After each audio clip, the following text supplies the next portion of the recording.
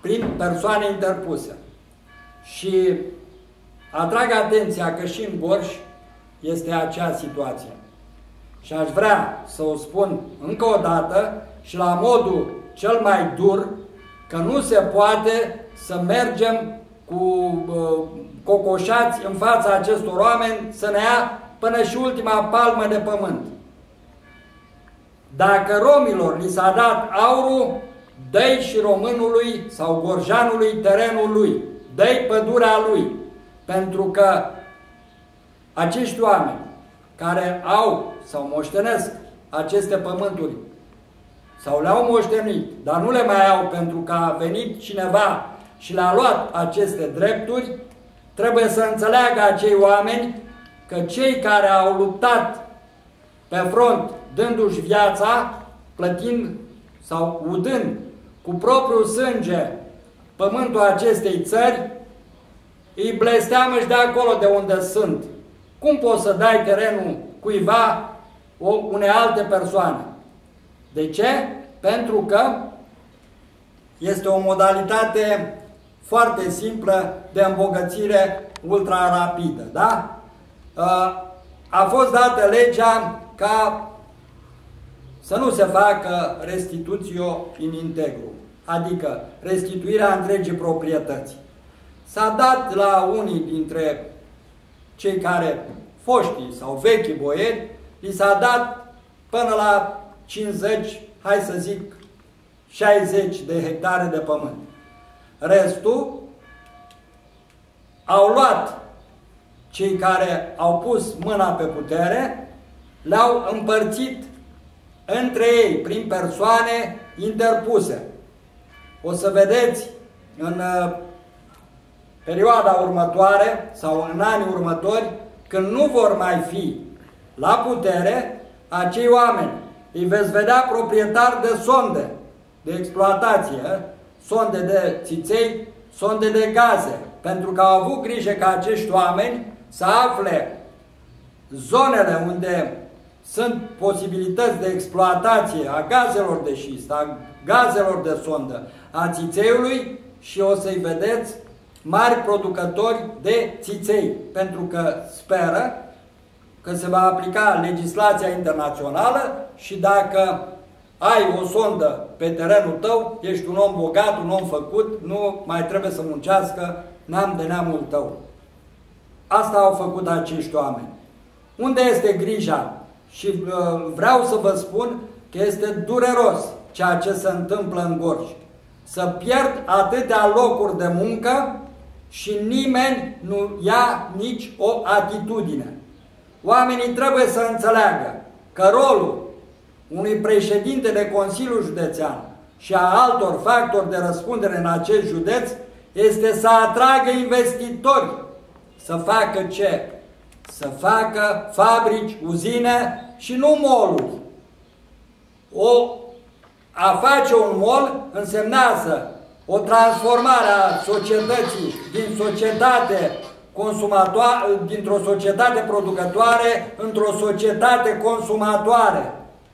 De unde să consumi dacă nu produci? Adică dacă omul nu muncește să-și obțină un salariu. Ori acest lucru este cu atât mai grav. Am înțeles că ar veni o investiție pe bere. Da, ne place berea. Dar de ce acești oameni nu înțeleg că trebuie să facă următorul lucru? Că nu bere neapărat trebuie gorjanului, că am avut fabrica noastră de bere. Ce au făcut cu ea? Au dat-o la fier vechi, da? Am avut fabrică de sticlă. Ce au făcut cu ea? Au terminat. Am avut fabrică de mobilă. Ce au făcut cu ea? Am avut fabrică de mașini unelte. Este cel mai dureros lucru pentru mine. Acea fabrică de mașini unelte am fost trimis cu ani în urmă să refacem, pe timpul lui Ceaușescu vorbesc, să refacem bugetul pe valută.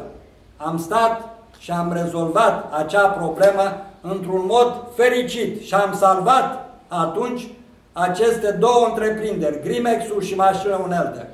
Pe la ora actuală vreau să vă spun că tot ceea ce se întâmplă este groaznic. Adică să vezi că acești coloși care erau, în special mașinile unelte, era o întreprindere de referință.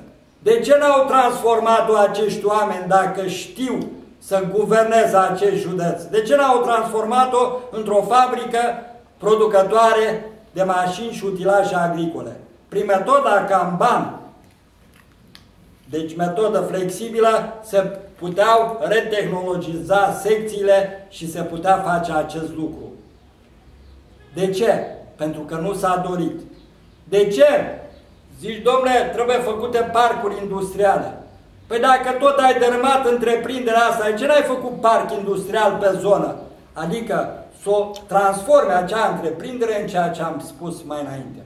Este groaznic să ne uităm cu ochii minții și ai sufletului la tot ceea ce fac acești oameni cu bună știință, adică bună știință, dărâmând tot, să vândă, adică să cumpere ei pe nimic lucrul acesta. Cum este posibil ca întreprinderi, suprafețe agricole, hoteluri, lacuri și toate astea să ajungă în mâinile unor prăpădiți și oameni fără minte și suflet care le-au folosit și le folosesc, le-au folosit, sunt proprietarii acestora. Unde a fost poporul român când s-a făcut lucrul acesta? Cum este posibil ca ei să dărâme în acest mod? A fost posibil prin acele mijloace pe care noi le știm, dar ei le știu mai bine decât noi și ar trebui să răspundă în fața legii. La ora actuală, încă este în picioare legea 18.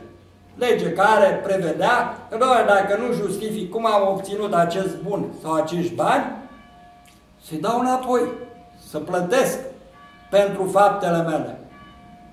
Poți să apari într-un dosar de o asemenea întindere, timp de 12 ani de zile, să te judeci în dosarul respectiv, da? Să-l amâi în continuare, pentru ce?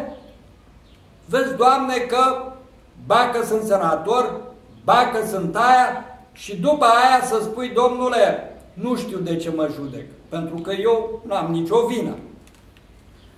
Acești oameni vorbesc în fața poporului cu atâta seninătate.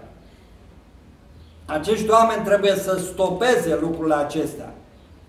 Trebuie să oprească. Ori dacă ei consideră că oprirea lor nu poate consta decât cu cătușe, păi să ia cu cătușe, domnule, se ducă unde le este locul.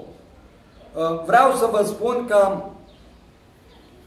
am înțeles și există o invitație privind modul în care se vor recupera în perioada următoare banii de la micii, mari, mijlocii, de la contribuabili. Acest lucru probabil va fi și sper să fie invitată și presa, se va ține la Motru, la fosta Casă de Cultură a Sindicatelor, bănuiesc.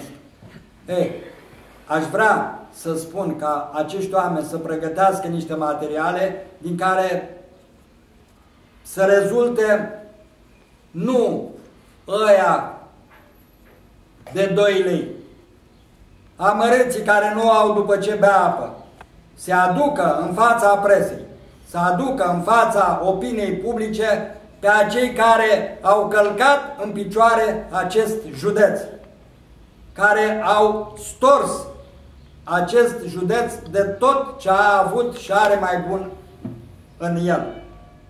Pe ăștia se aducă, pe ăștia se impozitează, nu pe amărâții care au o societate de 2 lei și îl urmărești pentru 15-20 de lei, 100 de lei sau pe alte sume care sunt insignifiante față de cât s-a prăduit în această țară și în acest județ. În ceea ce ne privește ca partid, vreau să vă spun că noi vom fi întotdeauna ochiul magic care va vedea tot și vom fi vocea care va spune tot, pentru că numai astfel ne vom aduce contribuția la ceea ce se va întâmpla. Vreau să vă mai spun că programul partidului nostru este unul din singurele programe care pot salva România. Plecând de la ideea renașterii satului românesc, pentru că ideea ca țăranul român să fie bogat este o idee care în decursul istoriei s-a dovedit a fi cea mai fericită. În țara asta, în 39-40, se mâncai fiecare cât avea burta de mare, mâncai cu burta. Mâncai cârnați la metru. Ora acum, da? Poți să mănânci și acum, dar cocoșindu-te de bani, pentru că lucrurile acestea se produc greu, nu există o lege a concurenței. Că dacă este mult, și vă dau un exemplu, ca om care am trăit la țară, când eram student, puneam varză, ardei, roșii și astea. Când produceam toți mult, varza era ieftină, sau ardeiul sau roșiile. Ori acum am ajuns să ne trezim să spună despre roșii că sunt cancerigene. Sunt acele roșii cu moți. Păi sunt cancerigene, pentru că oamenii nu mai produc și nimeni din țara asta nu a luat nici o măsură în ceea ce privește radiațiile care, datorită Cernobâlului, uraniul s-a ridicat, norii de praf de uraniu s-au ridicat în natură, perioada de înjumătățire este de 100 de ani. Deci 200 de ani de acum încolo, țara asta va fi bântuită de acești nori de uraniu, ploaia trecând prin acești nori devine acidă și ucide tot. De aceea sunt și oameni bolnavi de cancer, de aceea se întâmplă ceea ce se întâmplă cu plantele, se întâmplă și cu oamenii. Și nimeni din țara asta, erau instituții de cercetări în țara asta, le-au făcut praf, le-a dat pământul la unii și la alții, ca să nu mai cerceteze nimeni în țara asta, să producă ei pentru ei, să se îmbogățească peste noapte, deci totul în detrimentul științei, tehnologiei, totul pentru a acapara acele sume imense de bani. Eu nu pot decât să vă mulțumesc și să vă asigur că partidul nostru va face tot ceea ce depinde de moralitatea de care am dat dovadă ca și partid în decursul istoriei, să o ducem cât mai departe, pentru că le atrag atenția tuturor acelora care ne-au dorit moartea, că vor muri ei, dar PNCCD-ul va rămâne pentru totdeauna.